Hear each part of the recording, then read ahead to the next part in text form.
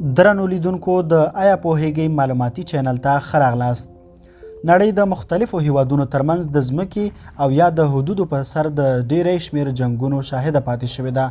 دغه ځمکې د لانجمنو سیمو په نامه یادیږي. د داسې ډول ځمکو شمیر زیات دی، خو د حیرانتیا خبره دا ده چې په نړۍ کې داسې ځمکې هم شته دي چې څوک یې نه غواړي.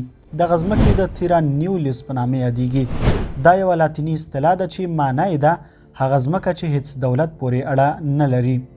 درنو لیدونکو، اوس مهال په نړۍ کې د داسې ځمکو فقط 3 مثالونه موندلی شو. که غواړئ په دې اړه پوره معلومات ترلاسه کړئ نو دغه ویډیو درسره تر پایه وګورئ.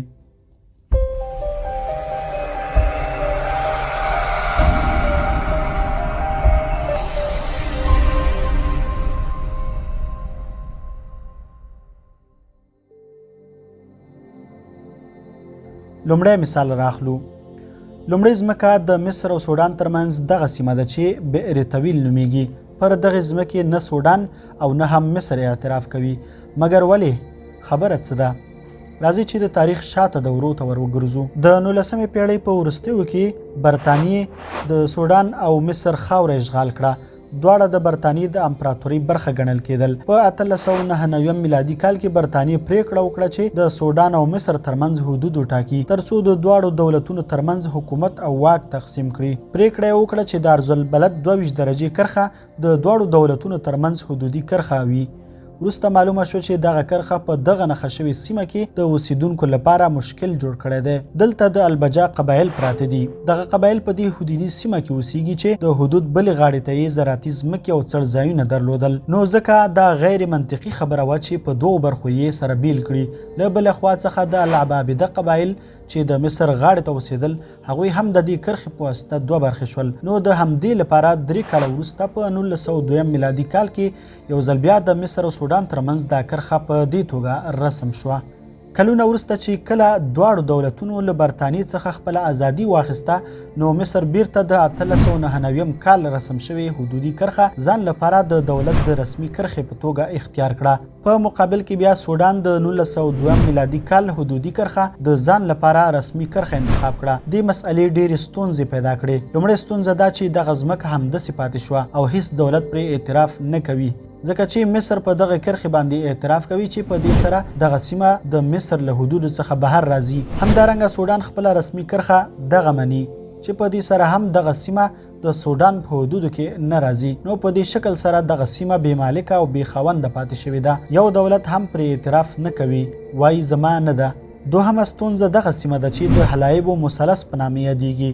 دواړه هیوادونه د دې سیمې د ملکیت دعوه لري. د مصر او سودان ترمنځ لانجمنه سیمه ګڼل کیږي، خو اوس مهال د مصر تر واک لاندې ده. پر دې سیمې د لانجې او د بلې سیمې د نه اعتراف اساسي لامل دا دی چې لومړۍ سیمه د بحر په غاړه پرته ده، مختلفې ګټې ترې اخیستل کیدی شي. دوهمه سیمه یې وچه صحرا او دښته ده چې هیڅ شی پکې نشته. د لومړۍ سیمې مساحت 2060 کیلومتره مربع دی چې د بحرین مملکت 3 چنده مساحت سره برابر دی. په نظري ډول د بې مالکه ځمکې یا سیمې په موجودیت کې هر دولت، سازمان او یا شخص کولی شي چې دغه سیمه تر خپل تصرف لاندې راولي او خپل ملکیت اعلان کړي. په همدې حساب دغه امریکایي شخص دې سیمې ته سفر وکړ او دغه سیمه یې خپل دولت اعلان کړه. د شمالي سودان مملکت نوم یې ورته ورکړ او خپل ځان یې د دې سیمې پادشاه اعلان کړ. دا هر څه یې د دې لپاره وکړل ترڅو لور یې شهزادګۍ شي.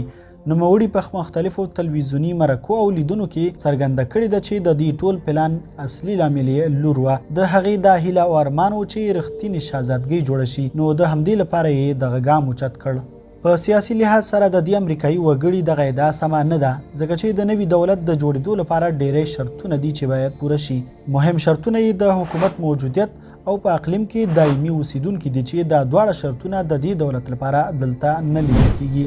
راځئ چې دوهمې ځمکې ته راشو. دغه سیمه د سربیا او کرواتیا دولتونو ترمنځ موقعیت لري.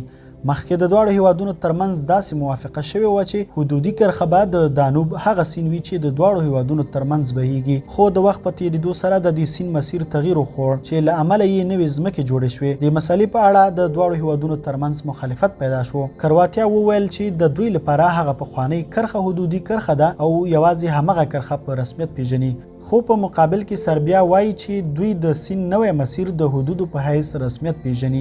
د مسئلې لکه د مخکینی مثال په څیر دوه ستونزې منځته راوړي. لومړی ستونزه داسې سیمې دي چې دواړه هیوادونه یې خپل ملکیت ګڼي او پرې په جګړه اخته دي. اوسمهال دا سیمې د سربیا د دولت تر ولکې لاندې دي. دوهمه ستونزه بیا داسې سیمې دي چې دواړه هیوادونه پرې اعتراف نه کوي او خپل ملکیت یې نه ګڼي. په دې ځای کې څلور داسې سیمې دي چې یو یې هم په رسمیت خپل ځمکه نه ګڼي. درې ځمکې یې کم مساحت درلودونکي دي چې د یادولو نه دي او څلورمه ځمکه یې 7 کیلومتره مربع مساحت لري. لکه د تیر مثال په شان دلته هم یو کس دغه بې خاونده سیمه خپل دولت اعلان کړه او د لیبرلینډ جمهوریت نوم یې پرې کېښود. کیدای شي تاسو یې دغه نوم له رسنیو هم اورېدلی وي. البته چې د رسمي دولت په څیر کوم چا په رسمیت نه دی پیژندلی، ځکه چې د دولت د رامنځته کېدو شرطونه یې نه دي پوره کړي چې مهم شرطونه یې د حکومت او د دایمي اوسیدونکو موجودیت دی. خو په ټوله نړۍ کې فقط یو طرف په دې سیمې باندې د دولت په حیث اعتراف کړی دی چې هغه د شمالي سودان مملکت دی چې مخکې مو ترې یادونه وکړه. د شمالي سودان په نوم مملکت په اساس د یو اعلان په خپرولو سره د لیبرلینډ جمهوریت په رسمیت پیژندلی او د مستقل دولت یاد کړی دی.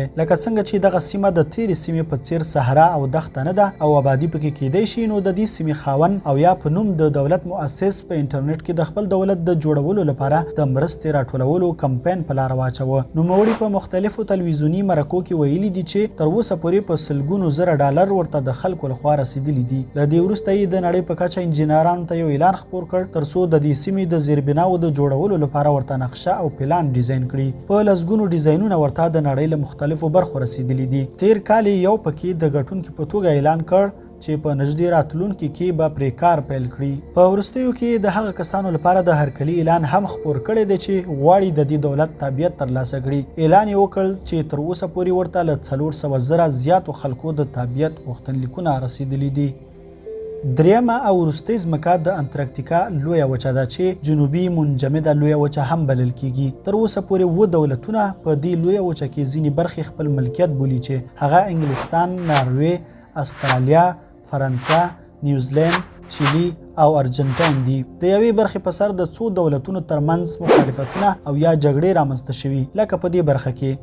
له همدې امله دا دولتونه د دې اختلاف د منځه وړلو لپاره د یوې حل لارې په لټه کې شول چې بالاخره په 1959 میلادي کال کې د انټارکټیکا لویې وچې تړون باندې موافقه وکړه. د دې تړون مادې وایي چې باید د دې دولتونو ترمنځ په یوې برخې د اختلاف او جګړې ودرول شي او نور به هیڅ دولت ته اجازه ورنکړی شي چې د دې لویې وچې نورې برخې خپل ملکیت اعلان کړي. ټول به یو ملکیت وي، په دې معنی چې د جنوبي منجمد لویې وچې یا انټارکټیکا په تړون کې ټول غړي هیوادونه د حق لري چې د علمي څېړنو او سوله ییزو اهدافو لپاره د انټارکټیکا له ځمکې څخه ګټه واخلي او همدارنګه د هغه دولتونو ملکیت دې هم ومنل شي چې له دې تړونه مخکې یې ځینې برخې خپل ملکیت اعلان کړي وي، چې په دې مادې سره بیا هم ځینې برخې بې خاوند او بې مالکه پاتې کیږي. اوسمهال د انټارکټیکا په تړون کې 53 هیوادونه غړیتوب لري. په نظري ډول ویلی شو چې هر غړی هیواد کولی شي چې دغه پاتې سیمې خپل ملکیت اعلان کړي. نه یوازې دولتونه بلکې هر سړی کولی شي چې خپل ملکیت اعلان کړي. خو د انټارکټیکا وضعیت او د هوا حالت به د دې کار لپاره مناسبه نه وي.